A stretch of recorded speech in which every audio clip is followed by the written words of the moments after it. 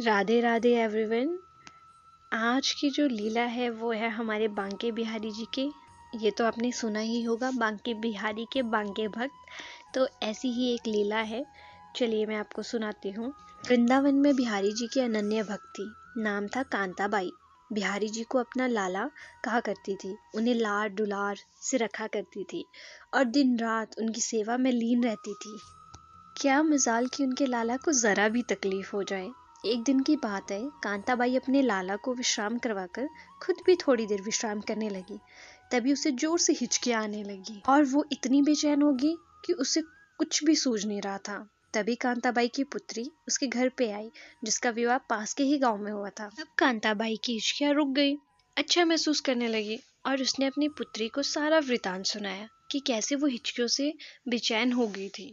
तब पुत्री ने कहा कि माँ, मैं तुम्हें सच्चे मन से याद कर रही थी, उसी के कारण तुम्हें हिचकियां आ रही थी और जब मैं आ गई हूँ तो तुम्हारी हिचकियां बंद हो गई है। कांताबाई हैरान रहेगी कि ऐसा भी भला होता है। तब पुत्री ने कहा, हाँ माँ, ऐसा ही होता है। जब भी हम किसी अपने को मन से याद करते हैं तो हमारे अपने को हिचकियां आने लगती हैं। तब कांताबाई ने सोचा कि मैं तो अपने ठाकुर को हर पल याद करती रहती हूँ, यानी मेरे लल्ला को भी हिचकियां आती होगी। हाय मेरा छोटा सा लाला, हिचकियों में कितना बेचैन हो जाता होगा।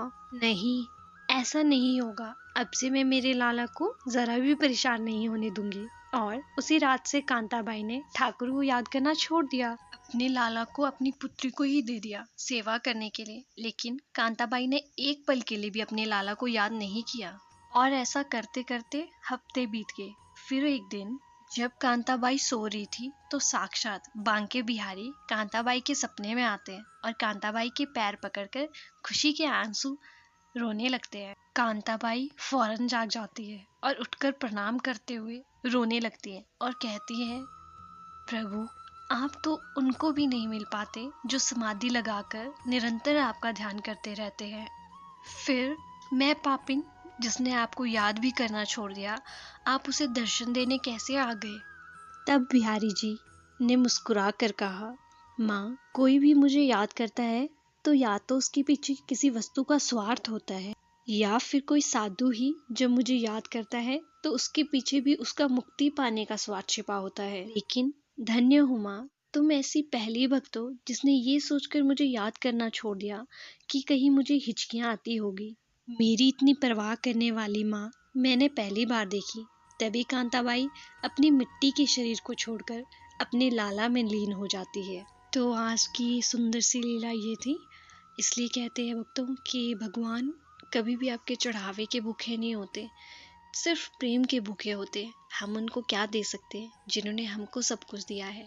इसलिए सबसे इम्पोर्टेंट चीज़ होती है आपका भाव। प्रभु से प्रेम करिए जितना प्रेम कर सकते हैं, और उनसे प्रेम करना सिर्फ हमको एक ही सिखा सकता है, वो है हमारी राधा रानी। तो आज के लिए इतना ही। Thank you. राधे राधे।